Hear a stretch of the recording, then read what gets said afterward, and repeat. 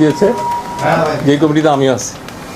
এই জন্য আপনাদের মাধ্যমে আমি সব শ্রেণীর সরকারি কর্মকর্তা কর্মচারী যারা আছে তাদের জন্য একটা বার্তা অথবা সুখবর দিতে চাই যে যেহেতু পে কমিশন একটা করা দীর্ঘ সময়ের ব্যাপার, ইন্টারিম টাইমে একটা মহার্ঘ ভাতা কমিটি করেছে যেখানে আমি আছি। আমরা সামনের সপ্তাহে প্রথম মিটিং করব এবং ওখানে একটা স্ট্র্যাটেজি কৌশল অথবা কীভাবে আপার লিমিট লোয়ার লিমিট ঠিক করে অফিসার স্টাফ স্ল্যাব ঠিক করে ইনক্লুডিং পেনশনার, এবার যাতে পে স্কেল এই মহার্ঘ ভাতার সুবিধা পেনশনাররাও পায় সেই ব্যাপারে সরকার একমত।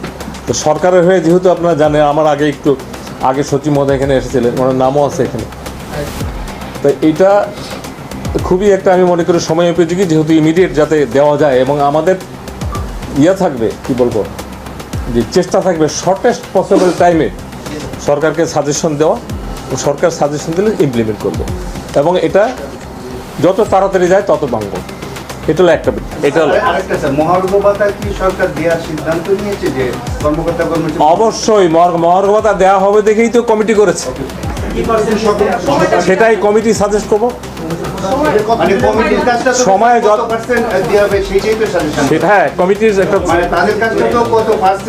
পার্সেন্টেজ না, আমি বলি যেমন আমরা এই সাজেস্ট করেছিলাম 37 আর 35, শেষ পর্যন্ত হয়েছে 32। ঠিক এরকম আমরা আপার লিমিট আর লোয়ার লিমিট একটা দিব, কিন্তু দেওয়া হবে, অবশ্যই দেওয়া হবে। 2 নম্বর হলো এখানে একটা ব্যাপার আছে, আপনারা জানেন অফিসারের স্কেল আর স্টাফের স্কেল সেম না।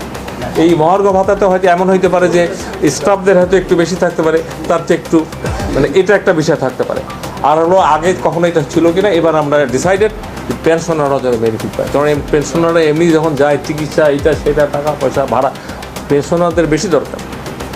একটা লোক চাকরিতে থাকলেও একটা পার্ট টাইম এটা সেটা অনেক কিছু করতে পারে, কিন্তু পেনশনারদের এমনি সে অসুস্থ, বৃদ্ধ, বয়স দায় দেয় না, আর একটা লোক তার মেডিসিন কস্ট প্রতি মাসে অনেক বেশি লাগে। এটা আপনি আমি তাই এই রিলেটেড হলে বলেন। জি জি,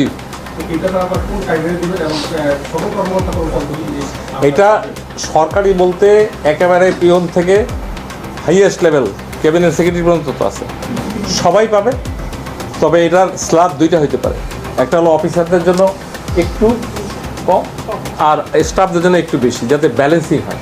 আর একটা হলো পেনশনারদের জন্য পায়। এই কমিটি কতদিন কাজ করবে? এই কমিটি মনে করেন আমরা যদি সামনের সপ্তাহে ফার্স্ট বসি, 2-3টা বেশি মিটিং লাগবে, নট মোর দ্যান 2-3। এটা দীর্ঘ সুস্থতার বিষয় না, সময় দেয়নি, সময় আমরা কমে আনবো, সময় কমে এটা দিতে চাই।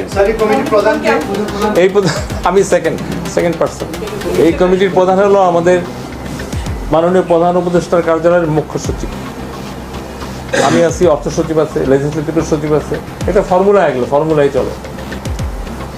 তা আমার মনে হয় আমরা এইটা নিয়ে একটা আজকে অনেক খবরের মধ্যে একটা ভালো খবর।